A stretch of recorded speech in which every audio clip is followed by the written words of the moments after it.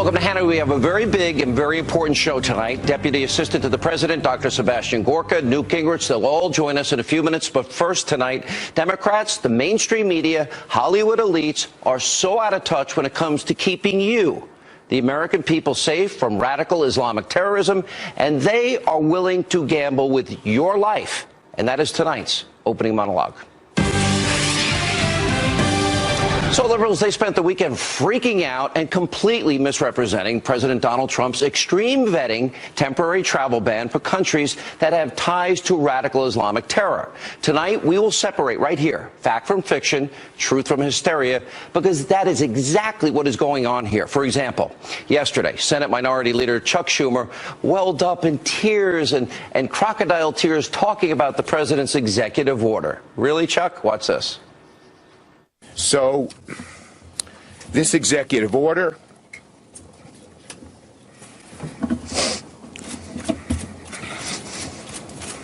was mean-spirited and un-American. Really? Saying that about the president? Now, President Trump responded to that Oscar-worthy performance from Senator Schumer, and he said this. I noticed Chuck Schumer yesterday with fake tears. I'm going to ask him who is his acting coach, because I know him very well. I don't see him as a crier. If he is, he's a different man. There's about a 5% chance that it was real, but I think they were fake tears. Now, what Chucky Schumer didn't tell you, he supported a refugee pause back in 2015. And by the way, I don't remember Senator Schumer crying after the terror attacks in San Bernardino or the Chattanooga shootings, which combined killed nearly 20 Americans and wounded dozens of others. Do you? But he's not alone. Last night, Hollywood elites, they lashed out against President Trump at the SAG Awards. Watch this insanity. And everyone in airports that belong in my America. You are a part of the fabric of who we are, and we love you and we welcome you. I love this country, and because I love this country, I am horrified by its blemishes. And this immigrant ban is a blemish, and it is un-American. I would like to make a plea for everyone, if they can. Any money they have to spare, please donate to the ACLU to protect the rights and liberties of people across this country. We 1983 Midwesterners will repel bullies. We will shelter freaks and outcasts, those who have no homes. We will get past the lies. We will hunt monsters. You know, I say it all the time, these whiny Hollywood liberals, they're overpaid millionaires. They have armed bodyguards. They live in their gated mansions. They fly on their private jets. They're saved. And then, of course, there's the media. Now, they're ignoring the facts of President Trump's executive order and pushing more fake news onto you to try and distort what is really happening. Now, to counter all this misinformation, well, members of the Trump administration, they're trying to set the record straight, but the media won't listen. Take a look. Here's the deal. If you're coming in and out of one of those 7 countries, by the way, identified by the Obama administration as the 7 most dangerous countries in the world in regard to harboring terrorists, and affirmed by Congress multiple times, then you're going to be subjected temporarily with more questioning until a better program is put in place over the next several months. It's a 90-day ban to ensure that we have further vetting restrictions so that we know who's coming to this country. The safety of the American citizens, the safety of our country, has got to be paramount. Let me make very clear, these 7 countries, what about the 46 majority Muslim countries that are not included? Right there, it totally undercuts this nonsense that this is a Muslim ban. This is a ban on travel. Now, like Kellyanne just said, this is not a Muslim ban. And if you look at the president's executive order, which I'm sure many liberals have not, there's no mention of the words Muslim or Islam. And there are over 40 different Muslim majority countries around the world that are not impacted or affected in any way by this executive order. In fact, the list of 7 countries impacted by this ban comes from the Obama administration and Congress. Now, in 2015, the Terrorist Travel Prevention Act, which Chuck Schumer voted for as part of a larger bill, placed U.S. travel restrictions on some citizens from Iran, Iraq, Sudan, and Syria, and on other foreigners who previously traveled to those countries. Then, last year, President Obama's Department of Homeland Security, they added Libya, Somalia, and Yemen to the list. So these countries were not randomly chosen by the Trump administration. And not to mention, most of these measures, they're temporary. Hear that? Temporary. Now, citizens in some cases from the 7 countries are banned from entering the U.S. for only 90 days, and the U.S. refugee program will resume after 120 days. Now, the president did suspend the Syrian refugee program, but only until extreme vetting measures can be put in place. What the president is doing is giving national security officials the time they need to strengthen vetting, which is what he's been saying he would do for months. It was a major part of this campaign. As President Obama once said, well, campaign, elections, they have consequences. Now, this compares to what past presidents have done. Now, back in 2011, after it was discovered that 2 Iraqi refugees living here in America were trying to assist al-Qaeda, well, President Obama reacted by suspending travel for some people from Iraq for 6 months. And after Iran took over the American embassy in Tehran in 1979, Democratic President Jimmy Carter, he imposed travel restrictions on all Iranians, including Iranian students that were studying in America. And Carter even had a few hundred of those students. They were deported. They were thrown out. Unlike what liberals have been saying, President Trump will still be accepting refugees. His executive order will allow for more than 50,000, which aside from 2016 is in line with previous amounts from past administrations. And not to mention top Obama officials, intelligence, national security officials, they have been repeatedly warning about ISIS infiltrating the refugee population. Remember this. Would that bring in Syrian refugees pose a greater risk to Americans? I mean, it's clearly a population of concern. The concern is in Syria, the lack of our footprint on the ground in Syria, that the databases won't have the information we need. So it's not that we have a lack of process, it's there's a lack of information. And that obviously raises grave concern as to being able to do proper background checks of the individuals coming into the country. Yes. I don't obviously put it past the likes of ISIL to infiltrate operatives among these refugees. We can only query against that which we have collected. And so if someone has never made a ripple in the pond in Syria in a way that would get their identity or their interests reflected in our database, we can query our database till the cows come home, but we're not going to.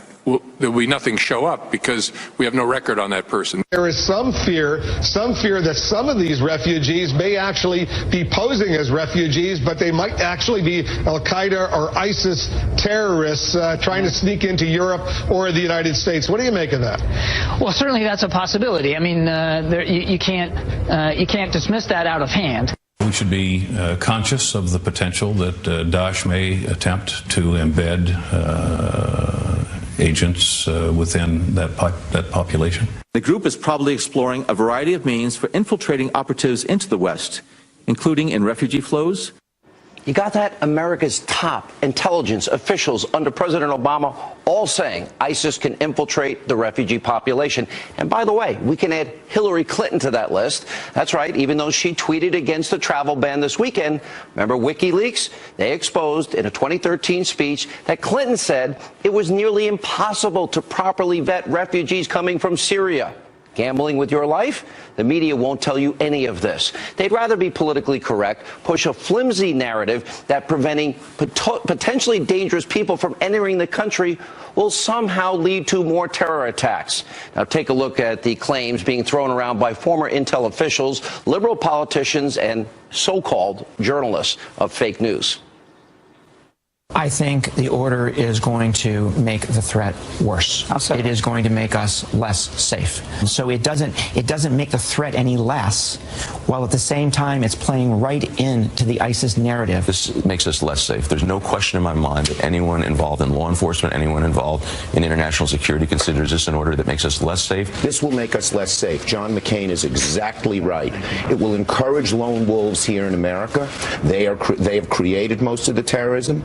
The biggest problems we've had with terrorism are not from these countries. All fake news. Now, these networks, these pundits, they're doing a disservice to the country and to the viewers by saying this president is actually incentivizing terrorists. Let me remind you, remember radical Islamic terrorists? They have been at war with the United States for a very long time. Look at all these major radical Islamic terrorist attacks against the U.S. Did America provoke all these? Did Donald Trump provoke them? Are we as Americans to blame for the Lockerbie bombing, the 9/11 attacks, the Boston Marathon bombings? You know, what this really comes down to is very simple. Democrats, overpaid celebrities, the mainstream media that are so lazy, they are willing to endanger your lives, gamble with your life to try and score cheap political points. So to those on the left feigning moral outrage over what President Trump is doing, let me be clear. Pay very close attention. The next time a radical Islamist from abroad yells Allahu Akbar and kills innocent Americans, you will have blood on your hands. And yes, Chuck Schumer, I'm talking to you. And Ashton Kutcher, whatever your name is, I'm talking to you. Be warned.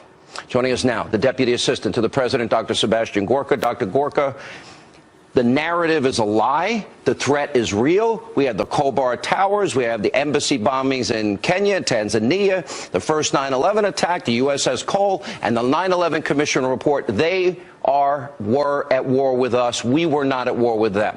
What's wrong with a little inconvenience to protect the American people? Absolutely nothing, Sean.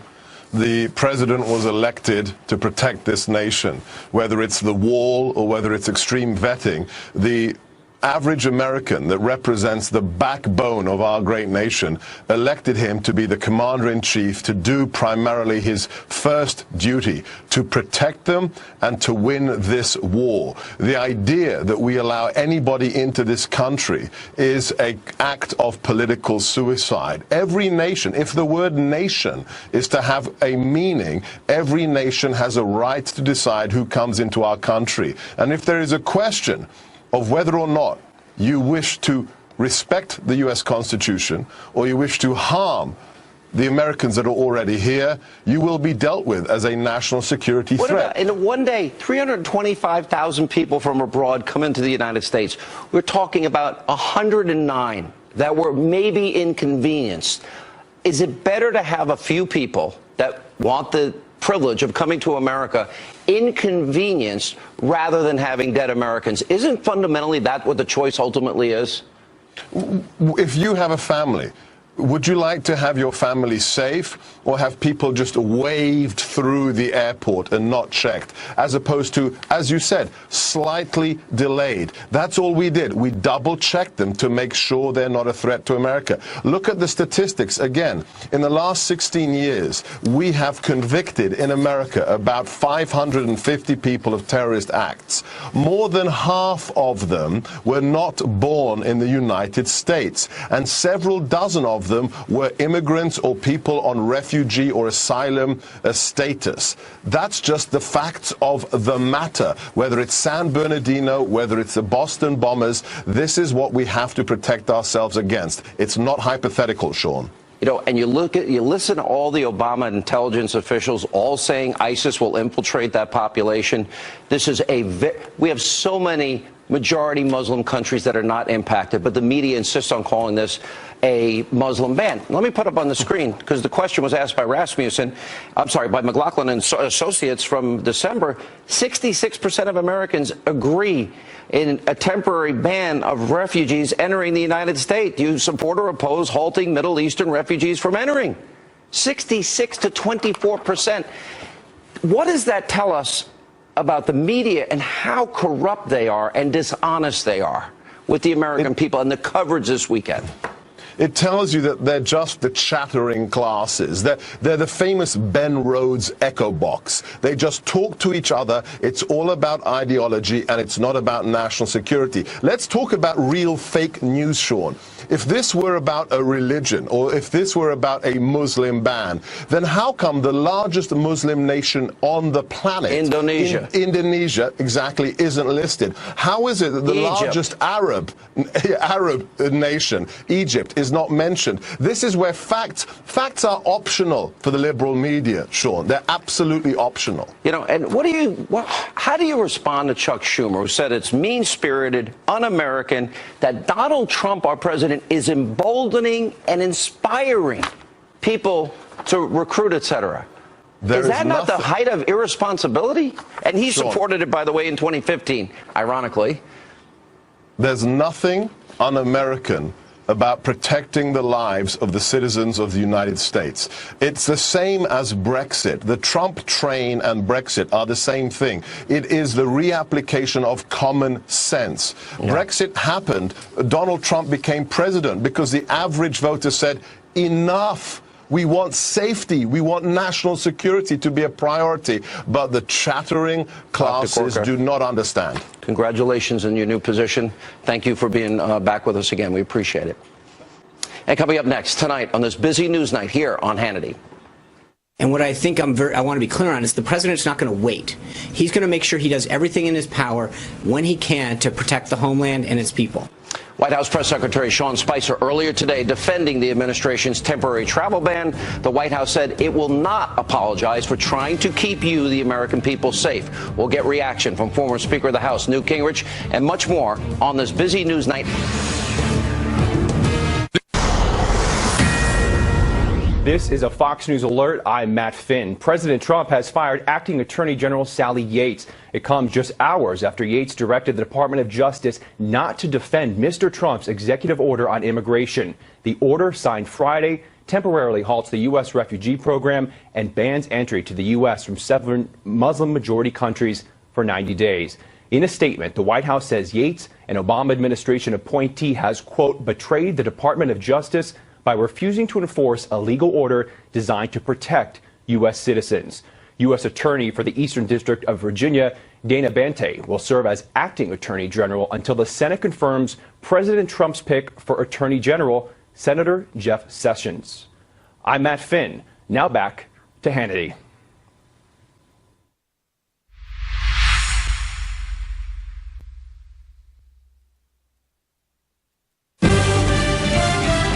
You don't know when the next threat's coming.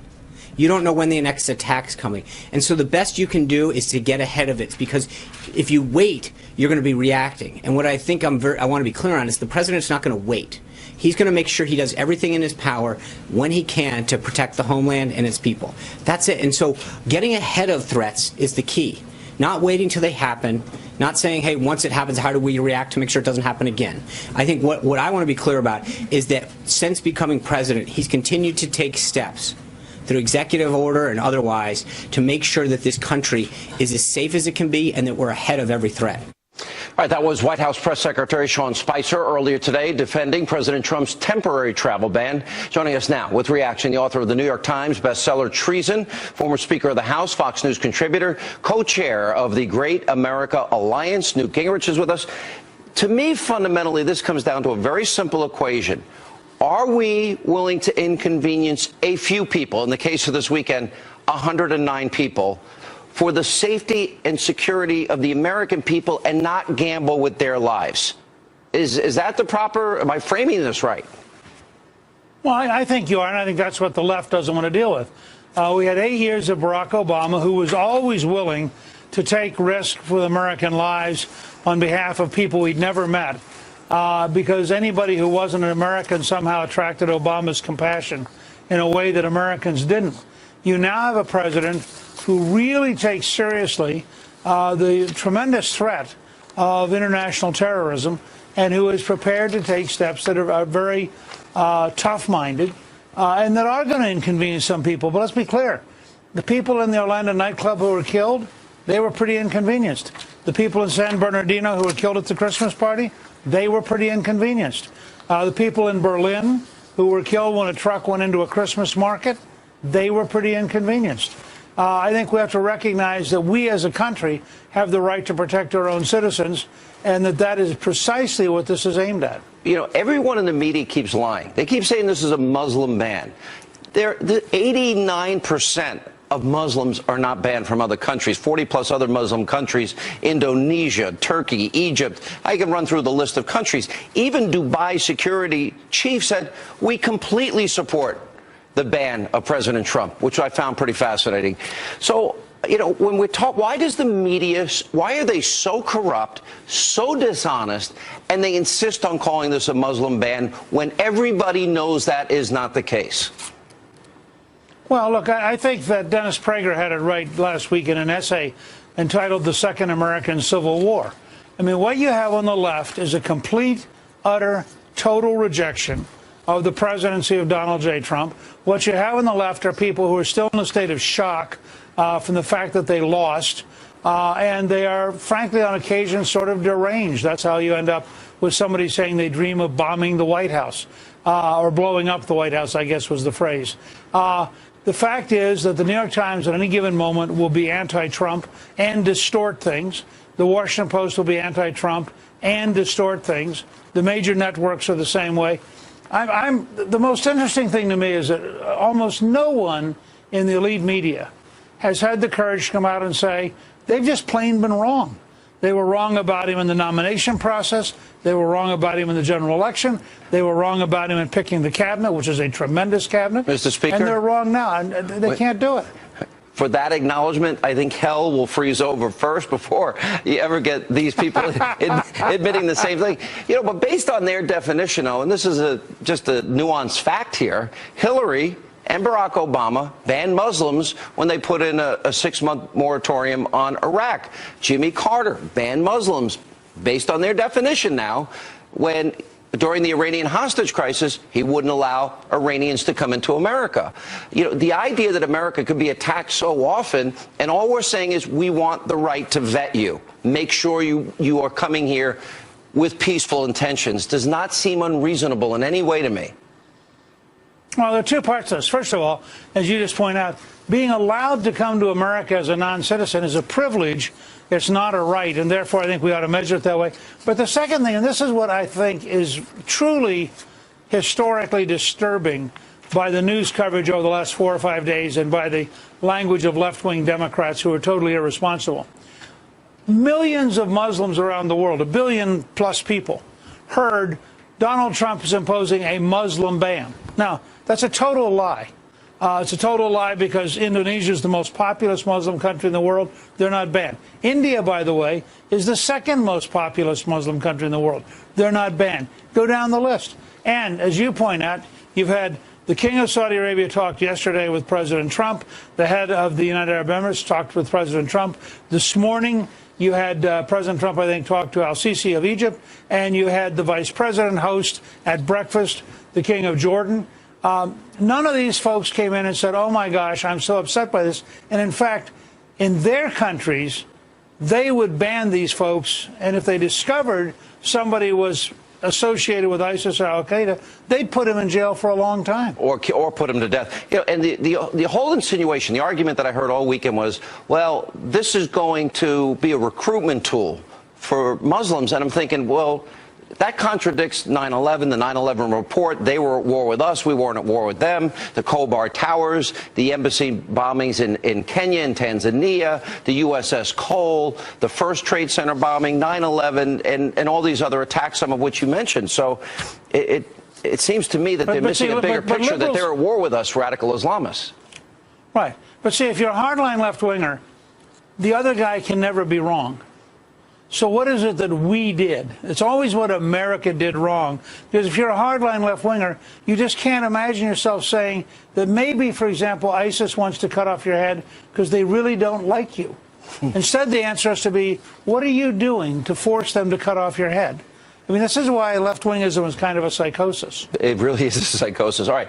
You actually made a statement. I'll ask you about it when we get back, how the left should be scared to death after Donald Trump's first week. We'll get to Newt Gingrich on that when we come back. Also coming up, who is behind these organized protests that are breaking out across the country? And later tonight, a person who is unbelievably highly respected, and I think you will be very impressed with this person.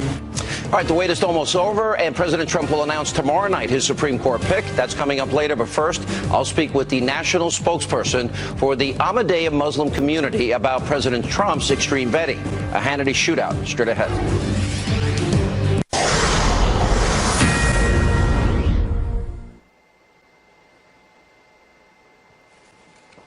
I'm not hearing anybody. Guys, I'm not hearing you. As a Fox News alert, President Trump has fired Acting Attorney General Sally Yates. It comes just hours after Yates directed the Department of Justice not to defend Mr. Trump's executive order on immigration. Now, the order signed on Friday temporarily halts the U.S. refugee program and bans entry to the U.S. from 7 Muslim-majority countries for 90 days. In a statement, the White House says that Yates, an Obama administration appointee, has, quote, betrayed the Department of Justice by refusing to enforce a legal order designed to protect U.S. citizens. Now, U.S. Attorney for the Eastern District of Virginia, Dana Buente, will serve as acting Attorney General until the Senate confirms President Trump's pick for Attorney General, Senator Jeff Sessions. Joining us now on the phone from the American Center for Law and Justice, Jay Sekulow. Jay, give us your best take on all of this. Well, I think, first of all, the president was acting well within his authority in firing an acting U.S. attorney who would not comply with federal law. And that federal law was put in place in a lawful order from the president on the issue of refugee status and immigration. She did not have the authority to buck that law, so to speak. She did, and thus the president made the decision as the commander-in-chief and as the chief executive of the United States and terminated her and appointed another acting. So these individuals, unlike the FBI director, serve at the pleasure of the president. This was a lawful order. She had no business doing. And by the way, that lawful order was signed off by the Office of Legal Counsel, both in the White House and the Department of Justice. So she was way out of line, and she's now paid the consequence. So this was basically a political hit job by an Obama appointee. Now, the president, Donald Trump, said the acting attorney general has betrayed the Department of Justice by refusing to enforce a legal order designed to protect the citizens of the United States. This order was approved as to the form and legality of the Department of Justice Legal Counsel. What does that mean? Can you think of another instance like this where something like this has happened? And it does bring up the issue of the Democrats slow-walking Donald Trump's appointees. Well, of course, this wouldn't have been an issue if Jeff Sessions would already have been confirmed, which he will be in the next few days. So, number one, this was all politics. But what is outrageous, as an officer of the court, and Sally Yates is an officer of the court, is she did not do her job as the Attorney General, as a lawyer, in defending a policy. She may have disagreed with the policy, but for her to go forward and say, I am not going to defend it on moral grounds, and that's basically what she asserted, is not only illegal in her position, but also is a violation of her own oath of office. So the president was not only correct in terminating her, she had no business doing what she did. It was pure politics. And at the end of the day, the only people that suffer here are the American people, and this nonsense has to stop. These are unelected, entrenched bureaucrats. Unelected, entrenched bureaucrats. Here's what I want to ask you, though, Jay. All right, so the person that will be taking over, the U.S. Attorney for the Eastern District of Virginia, is serving in the interim. Now, this person gave a statement, said, I'm honored to serve President Trump in this role until Senator Sessions is confirmed. I will defend and enforce the laws of our country and ensure that our people and our nation are protected. Do you think there was a discussion as to this specific executive order and her interpretation of this? I'm sure there should have been. I mean, the president has the right, and it may not have been right from the president. It could have been from his legal counsel. It could have been from other offices within the White House. But you have to know that the person you're appointing is going to faithfully execute the laws and defend the Constitution of the United States, period. And this order, I mean, even those that are challenging this order have a real stretch to say it's not constitutional. Again, Sally Yates, the acting attorney general, could have disagreed with the policy. That does not give her a basis to not move forward with a defendable position on this order, which is clearly not only defendable, but well within the president and historically within the president's purview. Can you think of any historical precedent, any moment like this?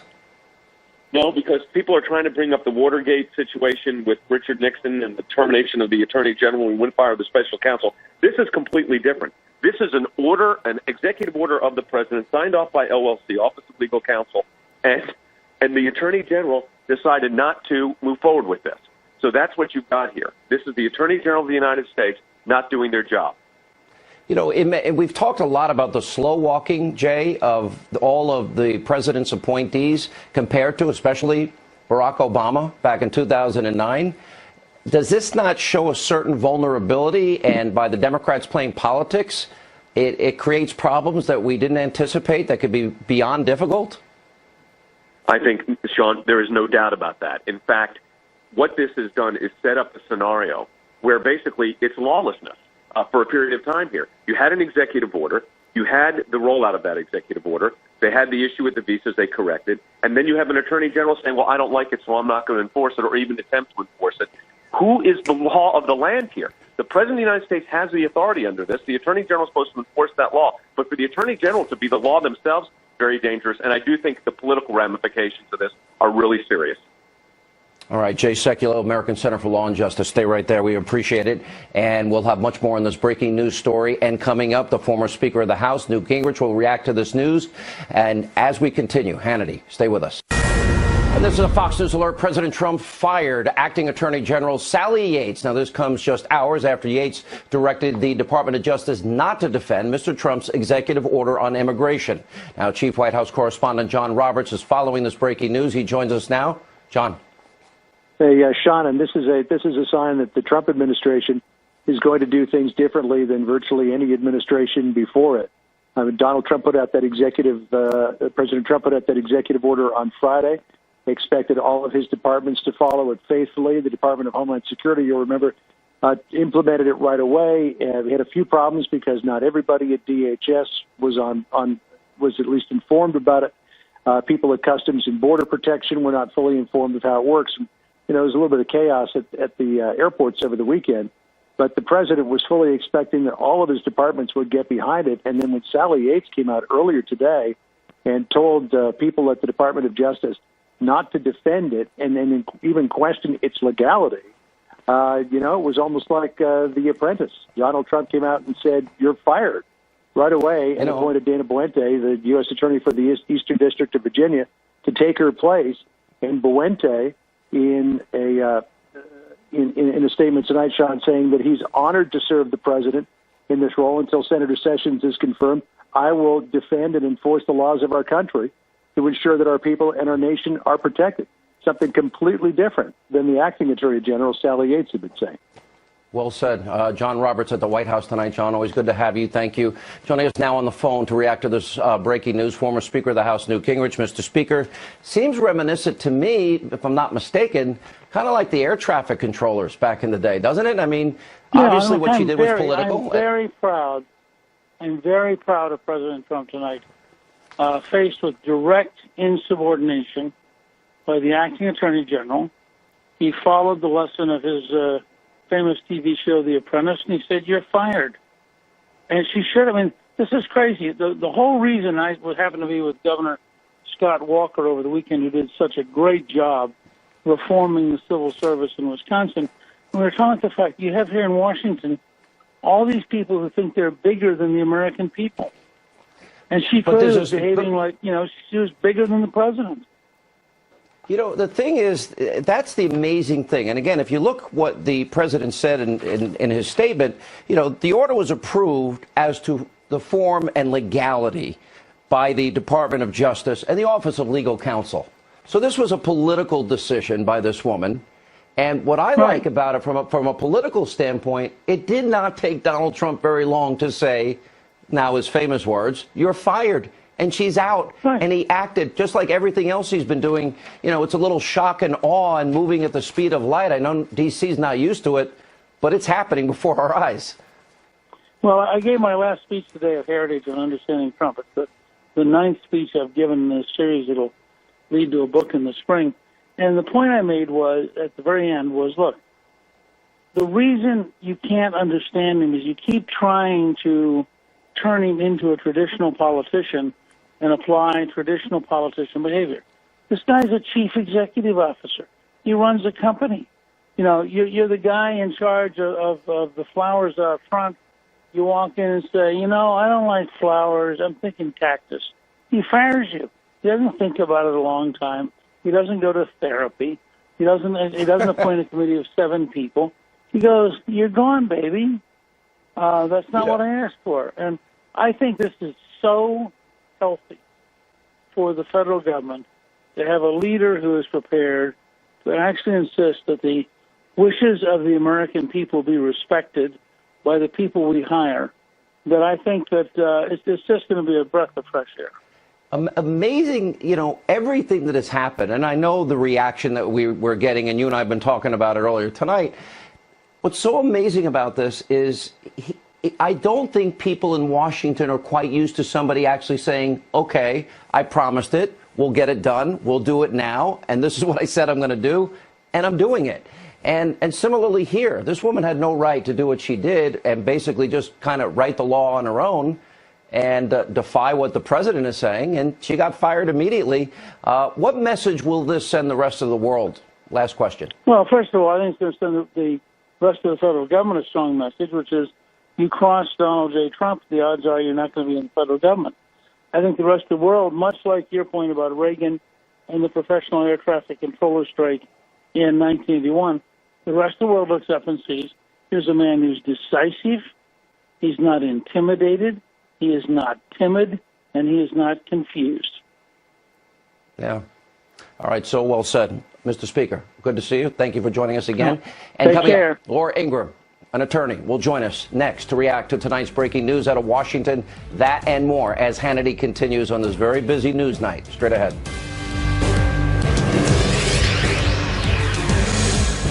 A Fox News alert, you're fired. President Donald Trump giving a pink slip to the acting Attorney General Sally Yates.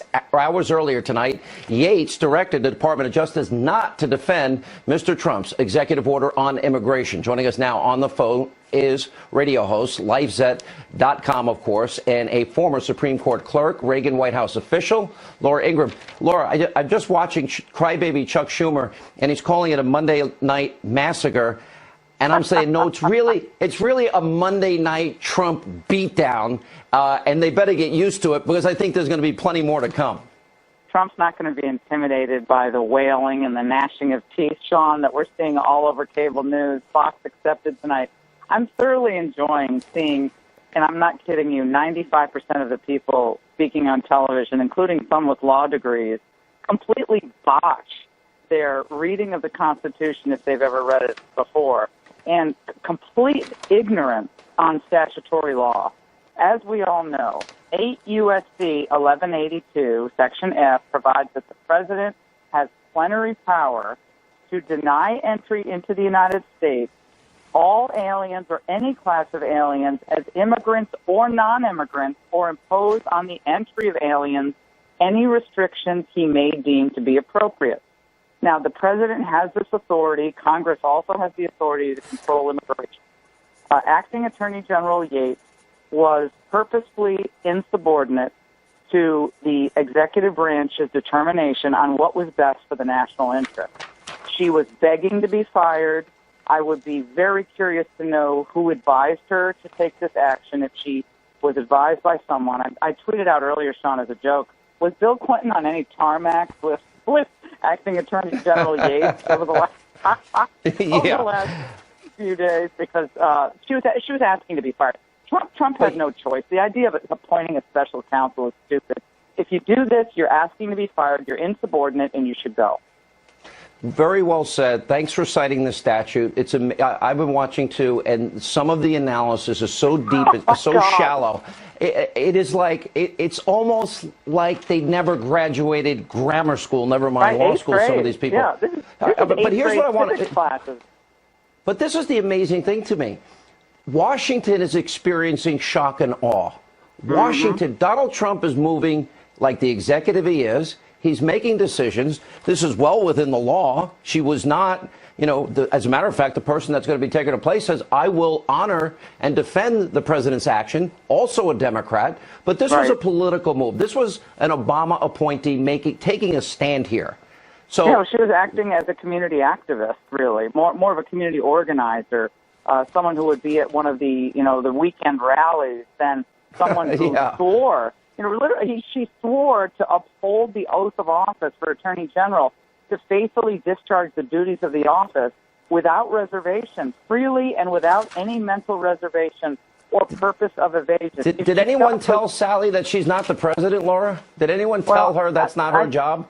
Well, her goal here is obviously not to live up to the duties as Attorney General. Her goal is to make a purely political statement and to enter the, to do whatever she can to electrify the political conversation. Yeah. And to hear these people on television tonight sow hysteria and chaos with their idiotic commentary is just I got to pathetic. run though, Laura, but thank you for joining us. But I got to tell you, watching them bubble and fizz I've been like enjoying Alka-Seltzer in a glass of water, they cannot handle Trump for 10 days.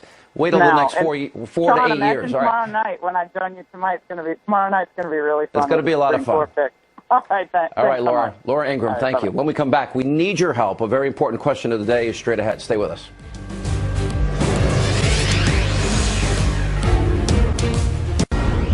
And this is a Fox News alert. More breaking news tonight. President Trump has now named Thomas Homan as the new acting director of the U.S. Immigration and Customs Enforcement.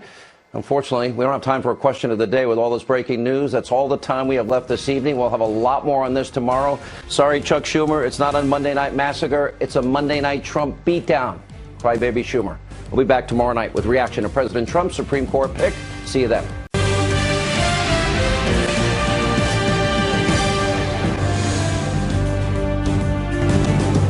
And welcome to Hannity. We have a very big and very important show tonight. Deputy Assistant to the President, Dr. Sebastian Gorka, Newt Gingrich, they'll all join us in a few minutes. But first tonight, Democrats, the mainstream media, Hollywood elites are so out of touch when it comes to keeping you, the American people, safe from radical Islamic terrorism, and they are willing to gamble with your life. And that is tonight's opening monologue.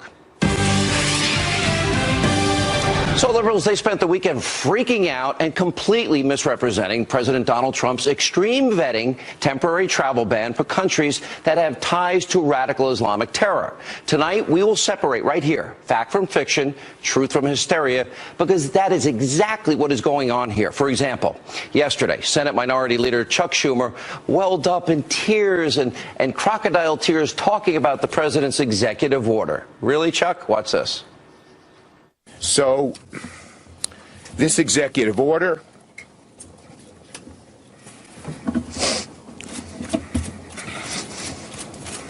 was mean-spirited and un-American. Really? Saying that about the president? Now, President Trump responded to that Oscar-worthy performance from Senator Schumer, and he said this. I noticed Chuck Schumer yesterday with fake tears. I'm going to ask him who is his acting coach, because I know him very well. I don't see him as a crier. If he is, he's a different man. There's about a 5% chance that it was real, but I think they were fake tears. Now, what Chucky Schumer didn't tell you, he supported a refugee pause back in 2015. And by the way, I don't remember Senator Schumer crying after the terror attacks in San Bernardino or the Chattanooga shootings, which combined killed nearly 20 Americans and wounded dozens of others. Do you? But he's not alone. Last night, Hollywood elites, they lashed out against President Trump at the SAG Awards. Watch this insanity.